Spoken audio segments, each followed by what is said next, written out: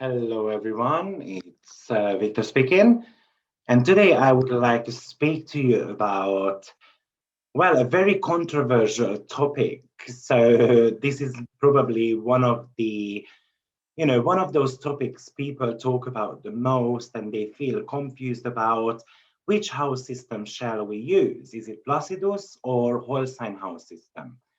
And the ones who know me, they know that I use whole sign house system, but I'm not against Placidus either. And my idea today is why we would not be able to mix the two houses to bring the better result out of our chart interpretation. And that's why I would like to give you some tips and hints about how to do that. So I don't think we need to choose between them two at all. I believe that we should be actually combining them. So I started my astrology journey about 20 years ago, and I started studying with Placidus house system. But when I dived into Hellenistic astrology and Hellenistic methods such as profections, zodiacal releasing, and all those timing techniques which are not that popular at the moment, that was the time when I switched to whole sign house system, and I don't regret that for a second. And it might be confusing for some, and of course, as I said, this is the most discussed topic in astrology, maybe after Mercury retrograde. Even people who don't believe in Mercury and astrology, they speak about Mercury retrograde anyway.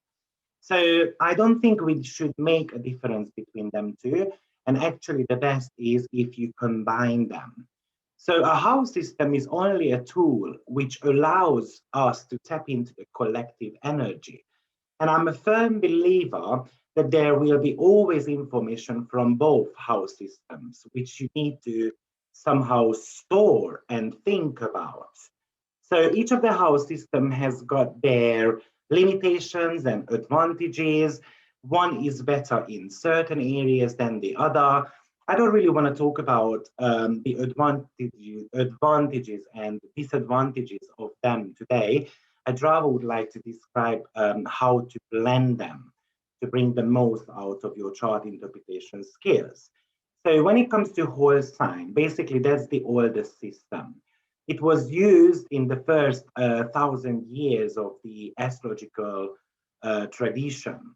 And for instance, in the whole sign house system, the ascendant is called as the hour marker, and the angles, which are the most important part of the charts, we call them as sensitive points or floating degree. So, for instance, the midheaven can be anywhere between the 7 to 12 house. And I believe that it gives you an additional information about, for instance, your career and social standing. Now, Placidus, that's a time-based system. So the whole sign house system is more about a place and the space energy. The Placidus is more about a time-based system. So what it does is it divides the daily rotation of the Earth, and result in the house cusps are related to the ecliptic positions. And it was named after a mathematician called Placidus de Tito, but actually some research and books suggest that Placidus house system was already in use in the 14th century also. So a disadvantage of using Placidus that you need a very exact timing of birth, while in whole sign house system, it can be a little bit off. The reason why you need a very specific timing of birth, because those house cusps are time sensitive. So for instance, the house cusp can rotate every 2 to 6 minutes. And let's be honest, most of our clients or most of our charts are not fully accurate, especially if we are above 40. Because at that time, mummies were not looking at the clocks. Let's be just truthful about it. So, for instance, let's suppose that you've got a stellium in the 10th house. And in Placidus house system, it's going to be in the ninth.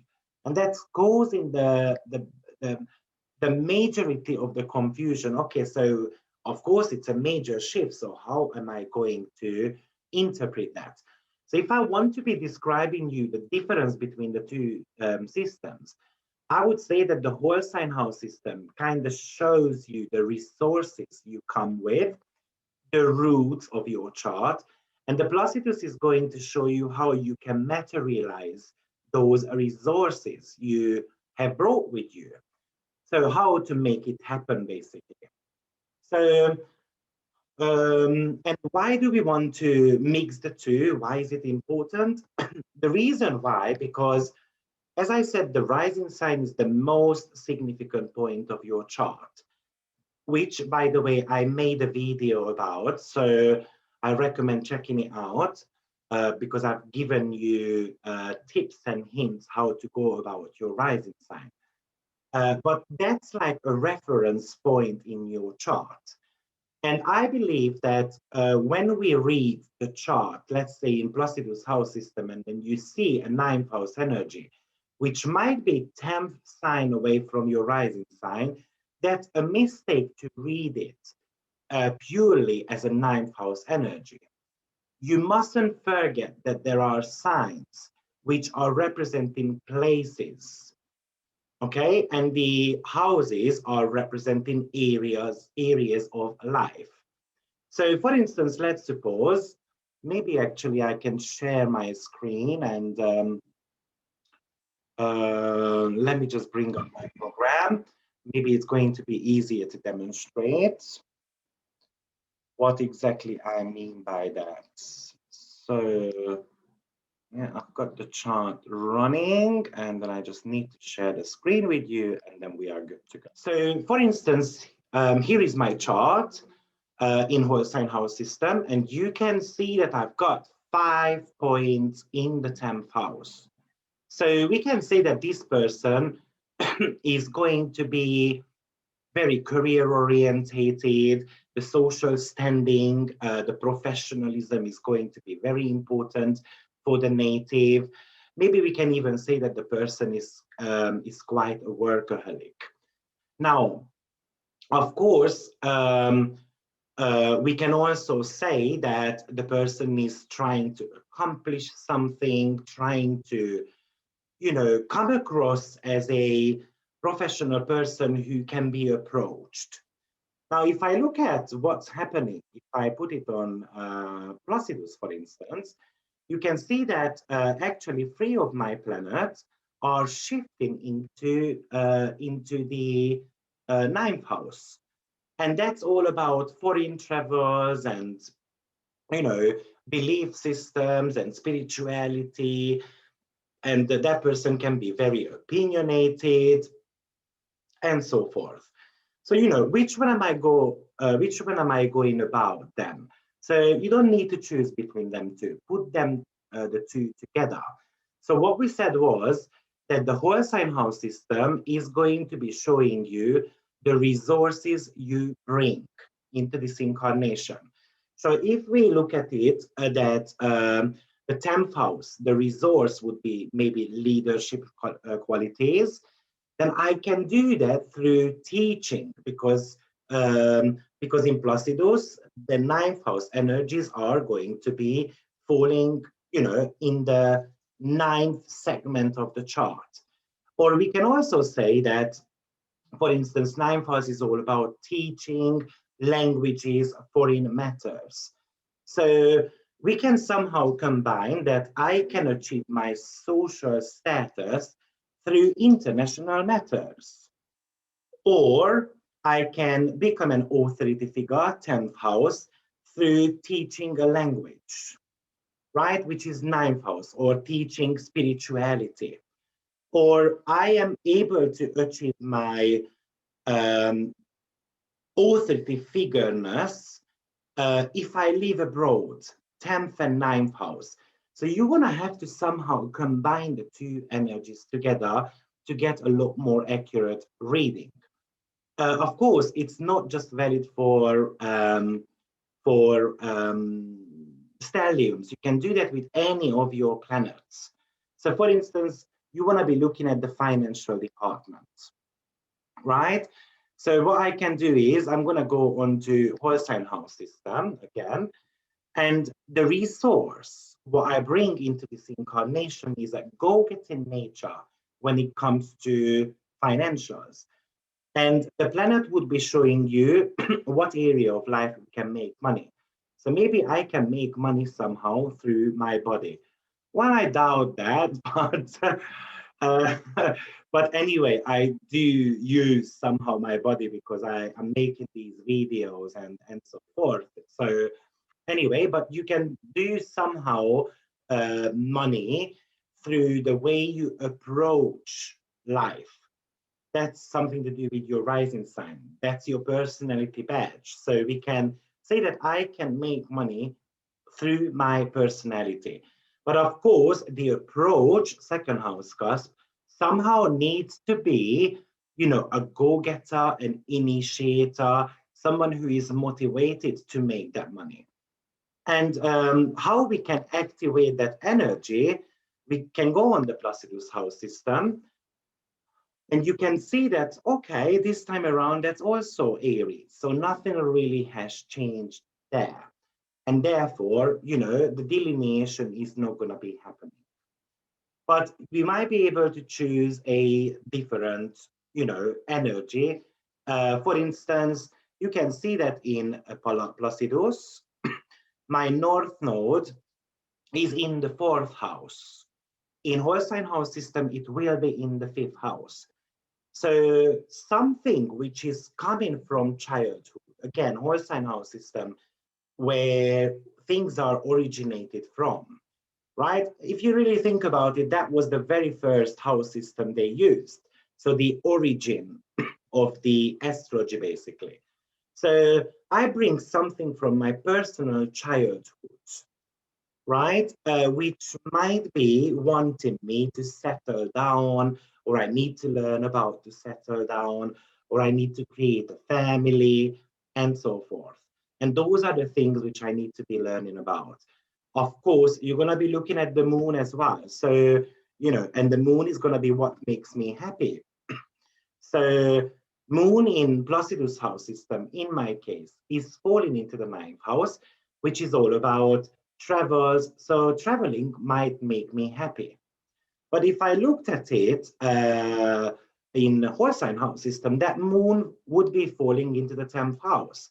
So how am I going to put the two together? Traveling for professional reasons make me happy. Or teaching foreigners make me happy, if that's my profession. So this is, I think, how you should be going about Holstein house system. And whenever Holstein house system and Placidus house system, now, once you've gained confidence, you won't need to switch between house systems anymore. I don't do that. I automatically set it, usually on Holstein house system, but I have a glimpse on the Placidus house system as well, just to see what are the major differences. And this is what I recommend to you as well. Pull up both of your chart, look at what are the differences, what the differences are, sorry. And then once you have got them, okay, how can I combine the two? How can I bring the best out of the two planets? Another reason why I look at Placidus, because I want to be looking at if there are any co-rulers of any of my houses, which we call Almutens in astrology. So very quickly, Almuten is the highest energy on a given point. So if I've got my rising sign, for instance, on that degree, who has got the biggest power? Who has got more to say? And it's not always the ruler. So if you look at my second house cusp, for instance, which is ruled by Mars, but on the 24 degree, actually, Sun has got more power, which you can see on the right-hand side. Here, I'm circling the screen.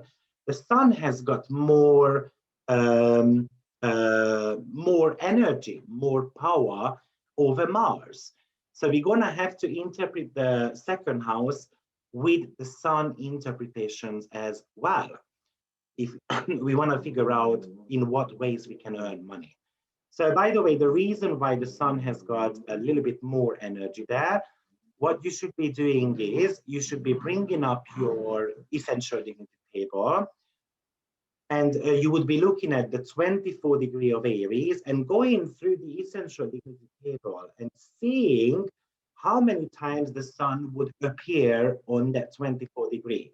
So it would appear by exaltation, for instance, because sun is exalted in Aries. It can appear in triplicity because it's a day chart. That's already giving 7-point strength to the planet.